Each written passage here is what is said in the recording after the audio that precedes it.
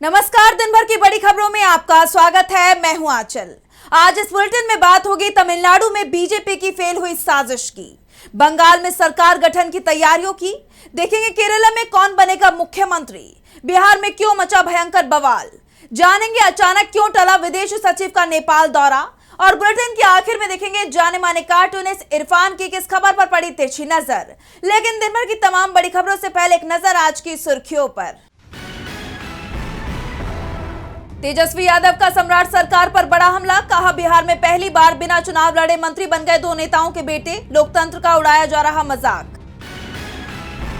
गुरुग्राम में सद्भाव यात्रा में शामिल हुए राहुल गांधी, जनसभा को संबोधित करते हुए बोले, नफरत के बाजार में खोलनी है मोहब्बत की दुकान, संविधान की रक्षा का लिया संकल्प। रोहिणी आचार्य ने नीतीश कुमार को बताया बेइज्जती प्रूफ, तंज कसते हुए कहा, उम्र में छोटों के सामने हाथ जोड़कर खड़े हैं चाचा, हाजमा ठीक करने के लिए फिर मारी पलटी। मल्लिकार्जुन खड़गे ने मोदी सरकार के 12 साल के दावों की खोली पोल, एनसीआरबी के आंकड़ों का दिया हवाला, महिला सुरक्षा और कानून व्यवस्था के दावों को बताया खोखला। और लाल निशान पर बंद हुआ शेयर बाजार, 516 अंकों की गिरावट के साथ 77,328 पर बंद हुआ सेंसेक्स, वहीं 150 अंकों की गिरावट के साथ 24,176 पर बंद हुआ निफ्टी। ये तो थी सुर्खियां। अब बात आज की सबसे बड़ी खबर की। तमिलनाडु में नई सरकार बनाने का रास्ता साफ हो गया है। अब तक राज्यपाल राजेंद्र विश्वनाथ आर्लेकर की तरफ से ही बहुमत का पेच फंसाया जा रहा था। कहा जा रहा था कि पहले 118 विधायकों के दस्तखत लेकर आओ, उसके बाद सरकार बनाने का दावा करने के लिए आओ। वो टीवी के चीफ विजय को बार बार लौटा रहे थे, जिनके पास सबसे ज्यादा विधायकों का समर्थन था। लेकिन अब विजय राज्यपाल के रोके भी रुकने को तैयार नहीं है। देखिए रिपोर्ट। टीवी के चीफ विजय ने बहुमत का आंकड़ा पार कर लिया है।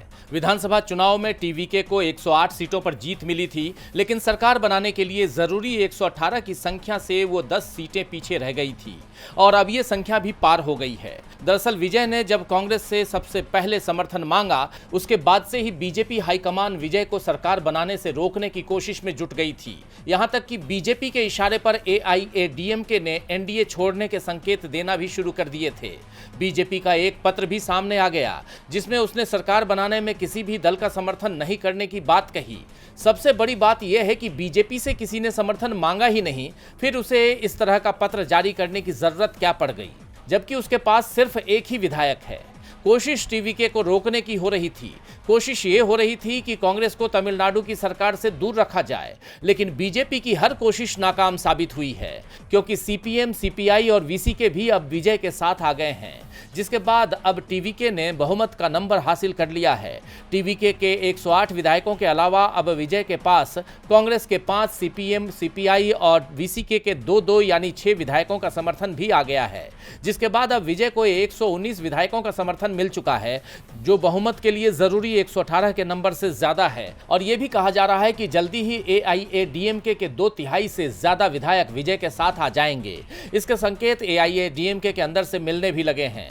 6 अप्रैल को एआईएडीएमके के विधायकों की बैठक बुलाई गई थी, लेकिन बैठक में कोई फैसला नहीं हो पाया, क्योंकि पार्टी के 47 एमएलए में से ज्यादातर टीवीके को सपोर्ट करने की बात कह रहे थे। सीवी सनमुगम की तरफ से पनाली सामी से साफ कह दिया गया है कि अब एआईएडीएम के विपक्ष में नहीं रहेगा। या तो हम सरकार बनाने की कोशिश करें या फिर टीवीके का समर्थन करें। और यही कारण है कि पनाली स्वामी को विधायकों को यह आश्वासन देना पड़ा कि एआईएडीएम के सरकार बनाएगी। विधायकों को पुदुचेरी भेजा गया, लेकिन अब पनाली स्वामी का दांव भी फेल हो गया है, जिसके बाद माना जा रहा है कि विजय की सरकार बनने के कुछ दिनों बाद एआईएडीएमके टूट सकती है और पार्टी के 2/3 से ज्यादा विधायक विजय के साथ आ सकते हैं। अब ना एआईएडीएमके, ना बीजेपी और ना ही डीएमके विजय को रोकने में कामयाब हो पाए हैं। विजय नई सरकार बनाने जा रहे हैं। उनकी पार्टी भी इंडिया गठबंधन में शामिल होने को तैयार है। तमिलनाडु में बीजेपी के मंसूबे पर पानी फिर गया है, तो पश्चिम बंगाल में नई सरकार शपथ लेने की तैयारी कर रही है। कोलकाता में बीजेपी विधायक दल की बैठक आयोजित की गई, जिसमें बंगाल में बीजेपी के सीएम के नाम का ऐलान हो गया है। इस ऐलान के बाद शपथ ग्रहण की तैयारियां तेज कर दी गई हैं। तो सीएम फेस के लिए किसके नाम पर लगी है मोहर, जानने के लिए देखिए रिपोर्ट। पश्चिम बंगाल में राज्यपाल ने 7 मई को ही ममता बनर्जी की सरकार भंग कर दी थी, जिसके बाद बीजेपी के लिए अपनी सरकार बनाने का रास्ता साफ हो गया था और अब बीजेपी की तरफ से सरकार गठन की प्रक्रिया में तेजी लाई गई है। इसी कड़ी में कोलकाता में बीजेपी विधायक दल की बैठक बुलाई गई। इस बैठक में केंद्रीय गृह मंत्री अमित शाह और उड़ीसा के मुख्यमंत्री मोहन चरण मांझी बतौर पर्यवेक्षक शामिल हुए। बैठक के दौरान बीजेपी नेता शुवेंदु अधिकारी को विधायक दल का नेता चुना गया और सीएम फेस के लिए भी शुवेंदु के नाम का ही ऐलान किया गया है। अमित शाह ने उनके नाम का ऐलान किया। केंद्रीय पर्यवेक्षक के रूप में मैं श्री शुभेंदु अधिकारी जी को पश्चिम बंगाल विधानमंडल दल के नेता के रूप में निर्वाचित घोषित करता हूं। ऐसे में शुवेंदु अधिकारी राज्य के नए और बीजेपी के पहले मुख्यमंत्री होंगे। एक तरफ जहां मुख्यमंत्री के लिए शुवेंदु के नाम का ऐलान हुआ है, वहीं राज्य में 2 डिप्टी सीएम के नाम पर भी मोहर लगी है। अग्निमित्रा पोल और निश्चित प्रामाणिक डिप्टी सीएम होंगे। वहीं अब 9 मई को नई सरकार का शपथ ग्रहण समारोह होगा। जैसा आप जानते हैं कि पश्चिम बंगाल में बीजेपी ने टीएमसी और ममता बनर्जी को करारी शिकस्त देते हुए 293 सीटों में से 260 सीटों पर जीत हासिल की थी। बंगाल में सीएम के चेहरे का ऐलान हो गया है। 9 मई को शपथ ग्रहण समारोह है। तो इधर केरल में सरकार के गठन को लेकर कवायद जारी है। राज्य के सीएम फेस को लेकर कांग्रेस पर्यवेक्षकों ने विधायकों की राय से संबंधी रिपोर्ट कांग्रेस अध्यक्ष मल्लिकार्जुन खड़गे को सौंप दी है। तो किसके किसके नाम है इस रिपोर्ट में और क्या है ये पूरी खबर, जानेंगे इस रिपोर्ट में। केरल में नई सरकार के गठन को लेकर मंथन जारी है। इस बीच कांग्रेस विधायक दल के नेता के चयन के लिए विधायकों की राय लेने के बाद पार्टी के दोनों पर्यवेक्षकों अजय माकिन और मुकुल वासनिक ने 8 मई को अपनी रिपोर्ट पार्टी अध्यक्ष मल्लिकार्जुन खड़गे को सौंप दी। केरल के विधायकों ने सीएम पद का फैसला हाईकमान पर छोड़ा है और खबरें आ रही हैं कि हाईकमान की तरफ से सीएम पद के लिए कांग्रेस महासचिव केसी वेणुगोपाल का नाम तय हो सकता है, यानी वेणुगोपाल केरल के सीएम बन सकते हैं।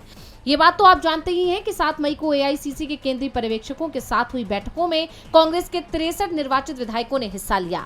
इनमें से 47 ने वेणुगोपाल के नाम का समर्थन किया। इनमें केरल प्रदेश कांग्रेस कमेटी के अध्यक्ष सन्नी जोसेफ भी शामिल थे, लेकिन आखिरी फैसला लेने का अधिकार हाईकमान को सौंप दिया। जैसा कि आप जानते हैं कि वेणुगोपाल अभी आलापुझा से सांसद हैं और अभी कांग्रेस के महासचिव के तौर पर काम कर रहे हैं। अपनी संगठनात्मक काबिलियत के लिए मशहूर वेणुगोपाल ने हाल के सालों में पार्टी के ढांचे को मजबूत करने में अहम भूमिका निभाई है।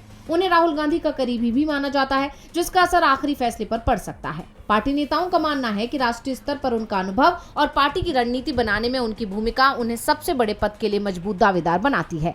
इसके अलावा कहा जा रहा है कि पार्टी आलाकमान इस सप्ताह के अंत तक मुख्यमंत्री पद के उम्मीदवार के नाम की घोषणा कर सकता है। फिलहाल राज्य में मुख्यमंत्री की दौड़ में 3 प्रमुख नेता केसी वेणुगोपाल के साथ साथ रमेश चेन्नीथला और वीडी सतीशन के नाम आगे चल रहे हैं। बता दें, यूडीएफ ने 9 अप्रैल को हुए राज्य विधानसभा चुनाव में 140 में से 102 सीट हासिल की और गठबंधन की प्रमुख पार्टी कांग्रेस ने 63 सीट पर जीत दर्ज की है। एक तरफ केरलम का मुख्यमंत्री कौन होगा ये चर्चा तेज है, तो वहीं दूसरी तरफ बिहार की राजधानी पटना में नौकरी की मांग कर रहे शिक्षक अभ्यर्थियों पर पुलिस ने लाठियां बरसाई हैं। टीआरई 4 विज्ञापन और नई नियमावली के विरोध में निकले इस मार्च में पुलिस ने प्रदर्शनकारियों को दौड़ा कर पीटा। इस घटना के बाद बिहार की सियासत गर्मा गई है। देखिए रिपोर्ट। बिहार की राजधानी पटना से एक बार फिर विरोध प्रदर्शन और पुलिसिया कार्रवाई की खबर आई है। अपनी मांगों को लेकर सड़क पर उतरे शिक्षक भर्ती परीक्षा के अभ्यर्थियों पर पुलिस ने लाठियां बरसाई। इस घटना ने राज्य में एक बड़ा राजनीतिक विवाद खड़ा कर दिया है। दरअसल 8 मई को सैकड़ों की संख्या में शिक्षक अभ्यर्थी पटना कॉलेज के पास इकट्ठा हुए। अभ्यर्थियों की मुख्य मांग TRE 4 का विज्ञापन जल्द जारी करने की है। साथ ही वो बीपीएससी की नई नियमावली का भी कड़ा विरोध कर रहे हैं। प्रदर्शनकारियों का कहना है कि सरकार भर्ती में जानबूझकर देरी कर रही है। इससे लाखों युवाओं का भविष्य अधर में लटक गया है। अभ्यर्थी नारेबाजी करते हुए मुख्यमंत्री आवास की तरफ बढ़ना चाह रहे थे। जैसे ही भीड़ बाकरगंज और जेपी गोलंबर के पास पहुंची, पुलिस ने उन्हें रोकने की कोशिश की। प्रदर्शनकारियों और पुलिस के बीच तीखी झड़प हो गई। हालात काबू करने के लिए पुलिस ने लाठी चार्ज कर दिया। पुलिस ने छात्रों को दौड़ा कर पीटा। इस कार्रवाई में कई छात्र घायल हुए हैं। प्रदर्शन के कारण घंटों तक पटना का यातायात ठप रहा। इस लाठीचार्ज को लेकर कांग्रेस ने सरकार पर हमला बोल दिया है। कांग्रेस ने सोशल मीडिया प्लेटफॉर्म एक्स पर पोस्ट कर इसे जंगल राज करार दिया। कांग्रेस ने लिखा, बिहार में बेरोजगार युवा रोजगार मांग रहे थे, बीजेपी सरकार ने पुलिस भेजकर लाठियों से पिटवाया है। ये है बीजेपी का जंगल राज, जहां जनता की कोई सुनवाई नहीं है। बीजेपी सरकार का फंडा साफ है, बेरोजगार रहो, नौकरी मांगोगे तो दौड़ा कर पीटेंगे। बीजेपी सरकार में नौकरी मांगना गुनाह हो गया है। पटना में बेरोजगार युवाओं ने बीजेपी सरकार से नौकरी मांगने का यही अपराध कर दिया। बीजेपी सरकार ने पुलिस भेजकर युवाओं पर लाठीचार्ज करवा दिया, खूब पिटवाया और नौकरी मांगने की कड़ी सजा दी। देश का युवा बीजेपी सरकार को कभी माफ नहीं करेगा। इतना ही नहीं, राज्य सरकार में सहयोगी एलजेपीआर के प्रमुख चिराग पासवान ने भी इस लाठीचार्ज को लेकर पोस्ट किया, जिससे सरकार दो तरफा घिर गई है। चिराग लिखते हैं, लोकतंत्र में युवाओं को अपनी जायज मांगे रखने का अधिकार है। शिक्षक भर्ती की प्रतीक्षा कर रहे हजारों अभ्यर्थी लंबे वक्त से अधिसूचना जारी होने की उम्मीद लगाए बैठे हैं। उनकी आवाज सुनने के बजाय बल प्रयोग करना संवेदनशीलता और संवाद की भावना के विपरीत है। सरकार एवं प्रशासन को चाहिए कि अभ्यर्थियों की मांगों पर गंभीरता पूर्वक विचार करते हुए जल्द से जल्द TRE-4 की अधिसूचना जारी करे। उधर शिक्षक अभ्यर्थियों ने सरकार को खुली चेतावनी दे दी है। उनका कहना है कि अगर जल्द विज्ञापन जारी नहीं हुआ तो फिर यह आंदोलन और उग्र हो जाएगा। युवाओं का गुस्सा शांत होने का नाम नहीं ले रहा है। अब इस मामले में आगे क्या होता है, ये देखना होगा। बिहार में बवाल मचा हुआ है तो MP में भी कर्नल सोफिया कुरैशी पर बीजेपी नेता विजय शाह की टिप्पणी वाला मामला एक बार फिर सुर्खियों में आ गया है। इस मामले में सुप्रीम कोर्ट में सुनवाई हुई और इस दौरान विजय शाह की टिप्पणी पर CJI काफी नाराज दिखाई दिए और राज्य सरकार को कड़ी फटकार भी लगाई। तो क्या कुछ हुआ सुनवाई के दौरान, जानने के लिए देखिए रिपोर्ट। साल 2025 में हुए ऑपरेशन सिंदूर के दौरान इंडियन आर्मी की कर्नल सोफिया कुरैशी पर मध्य प्रदेश सरकार में मंत्री और बीजेपी नेता विजय शाह ने विवादित बयान दिया था।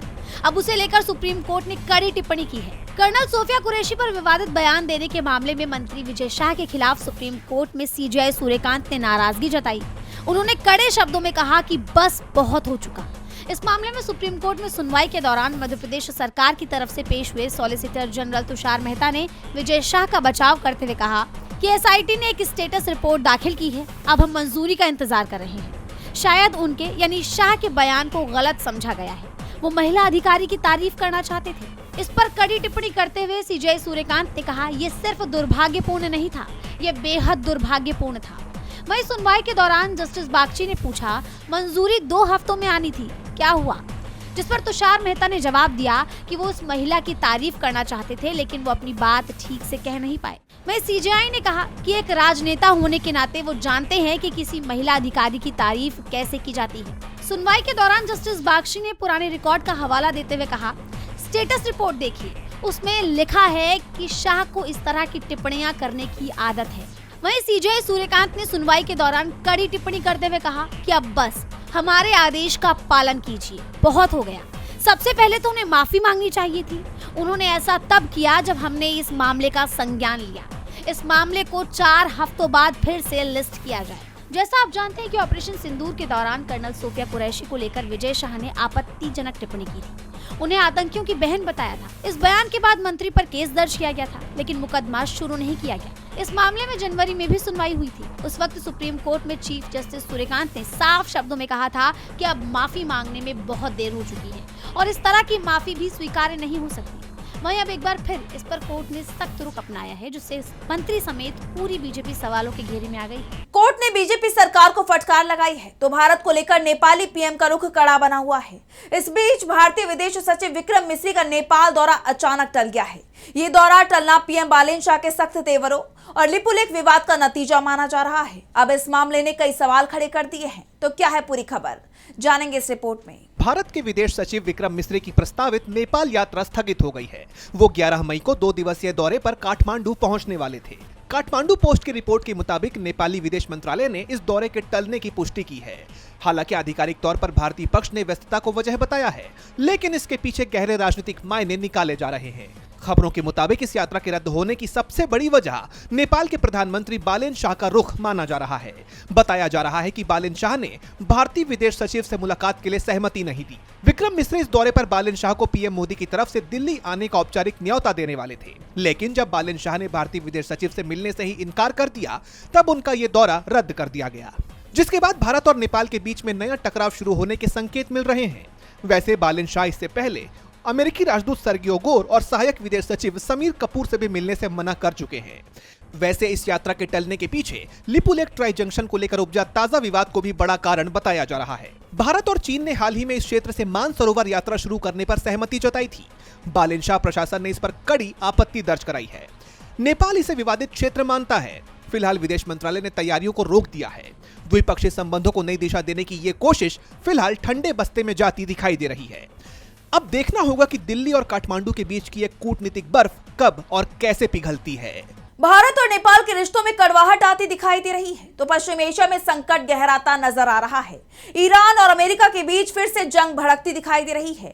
दोनों ही देश एक दूसरे पर मिसाइल और बम बरसा रही हैं, जिसके बाद सवाल उठ रहा है कि क्या अमेरिका और ईरान में सीजफायर टूट गया है? तो क्या है पूरी खबर, जानने के लिए देखिए रिपोर्ट। पश्चिम एशिया की शांति एक बार फिर भंग हो गई है। ईरान और अमेरिका के बीच हुआ सीजफायर टूटता नजर आ रहा है। अमेरिका और ईरान ने एक दूसरे पर जबरदस्त हमले किए हैं। यूएई पर ईरान की तरफ से कई ड्रोन और मिसाइल हमले किए गए। अमेरिकी नेवी के कई युद्धपोतों को निशाना बनाया गया। वहीं अमेरिका ने भी ईरान में बमबारी की है और सबसे बड़ी बात यह है कि डोनाल्ड ट्रंप का कहना है कि सीजफायर अभी टूटा नहीं है। जंग और सीजफायर दोनों ही चल रही हैं, लेकिन जो हालात दिखाई दे रहे हैं वो ट्रंप के दाव पर सवाल उठा रहे हैं। दरअसल अमेरिकी नेवी के 3 destroyer USS Truxtun, USS Rafael Peralta और यूएसएस मेसन ने हॉर्मुज स्ट्रेट में एंट्री की, जिससे ईरान भड़क उठा। ईरान ने इन्हें वापस लौटने की चेतावनी दी, लेकिन जब अमेरिकी डिस्ट्रॉयर ने इसे अनसुना किया तब ईरान ने इन पर हमला कर दिया। ईरानी हमले होते ही ये तीनों डिस्ट्रॉयर हॉर्मुज से भाग खड़े हुए और सीधे अरब सागर में चले गए, जिसके बाद अमेरिका की तरफ से पलटवार किया गया। अमेरिका ने ईरान के सैन्य ठिकानों पर हमला किया। तेहरान ने भी अमेरिकी हमलों की पुष्टि की है। ईरान का कहना है कि अमेरिका ने बंदर खमीर, सिरिक और केशम द्वीप के तटों के किनारे स्थित नागरिक क्षेत्रों पर हवाई हमले किए। इसके बाद ईरानी विदेश मंत्रालय के प्रवक्ता इस्माइल बगाई ने कहा, अगर आपको शेर के नुकीले दांत बाहर निकले हुए दिखे तो ये मत सोचिए कि शेर मुस्कुरा रहा है। यानी ईरान ने साफ कर दिया कि वो जंग के लिए भी तैयार है। इस बीच ईरान की एक सांसद ने कहा कि अब वो यूएई को पड़ोसी नहीं मानते, बल्कि उसे दुश्मन का ठिकाना समझते हैं। उन्होंने कहा कि यूएई ने ईरान के खिलाफ जंग के दौरान अहम सैन्य और खुफिया मदद दी थी। इसके अलावा ईरान ने हॉर्मुज स्ट्रेट को लेकर कहा कि जंग खत्म होने और अमेरिकी नाकाबंदी हटाने से ही हॉर्मुज स्ट्रेट से जुड़ी समस्या सुलझ सकती है। अब पश्चिम एशिया में बदलते हालात पर सभी की नजरें बनी हुई हैं। और बुलेटिन के आखिर में देखेंगे जाने माने कार्टूनिस्ट इरफान की किस खबर पर पड़ी तिरछी नजर।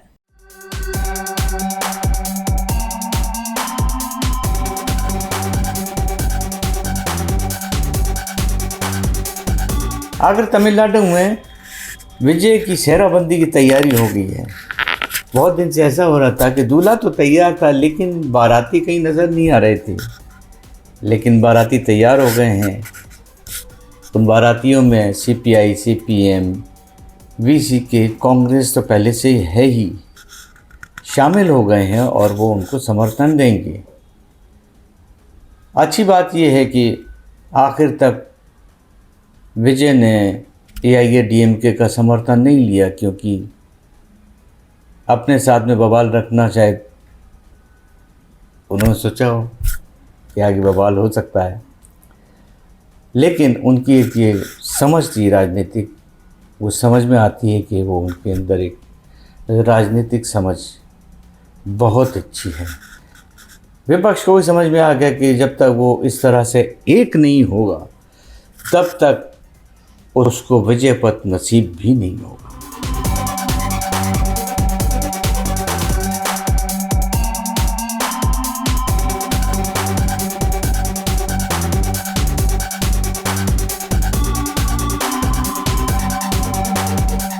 बहुत बहुत शुक्रिया इरफान जी। तो आज इस बुलेटिन में इतना ही। आप देखते रहिए टीवी लाइव। नमस्कार।